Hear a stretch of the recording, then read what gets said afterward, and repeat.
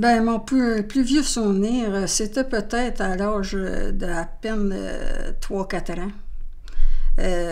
Grand-maman Brisson, qu'on appelait ma mère, s'est mis à raconter un conte un soir pour mes oncles, les plus jeunes, qui n'avaient pas tellement de différence d'âge avec moi.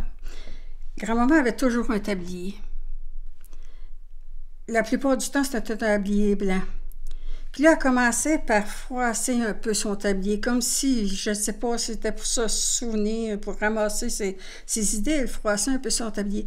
Puis là, avec ses doigts, là, on aurait dit qu'après ça, elle le repassait, comme si elle repassait ses souvenirs.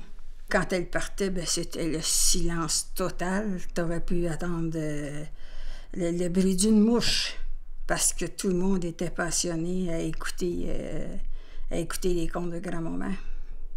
C'est important d'avoir ces moments-là, qu'on puisse s'ancrer. C'était tellement beau ce que ma mère contait, là. Moi, j'adorais ça, puis je me suis efforcée à m'en souvenir. Je racontais à mes poupées, puis après ça que je racontais à mes frères et mes sœurs. On était 12 dans la famille, ça fait que j'ai eu le choix d'en raconter à plusieurs. Et en me promettant de raconter ces contes-là, si j'avais des enfants plus tard, de leur raconter.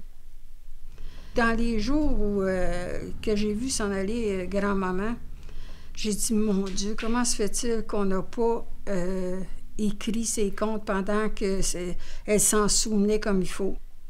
Fait que tout de suite, je me suis mis à essayer de me rappeler les contes tels qu'elle nous les racontait. Je les ai toutes mis dans un recueil pour leur transmettre. Je vais le léguer à un de mes petits-enfants, celui qui sera le plus intéressé par mes contes. C'était bien important pour moi qu'il sache les contes de ma mère. J'ai commencé comme grand-maman commençait tout le temps. Grand-maman commençait par dire « Est-ce que vous voulez un conte? » Fait que là, on disait « Oui! » Aurait fallu que vous disiez non pour que je vous en raconte. Fait que là, elle disait « Voulez-vous un conte? » « Non. » « Bien, vous en voulez pas, vous en raconterez pas. »« Oh, je sais bien que vous en voulez un conte. Je vais vous en raconter un conte. » Conte Marie-Conte, la chienne à mon oncle. Elle monte d'un poteau. Elle descend. Elle monte sur la table. Elle fait un petit pâté pour celui qui va m'écouter.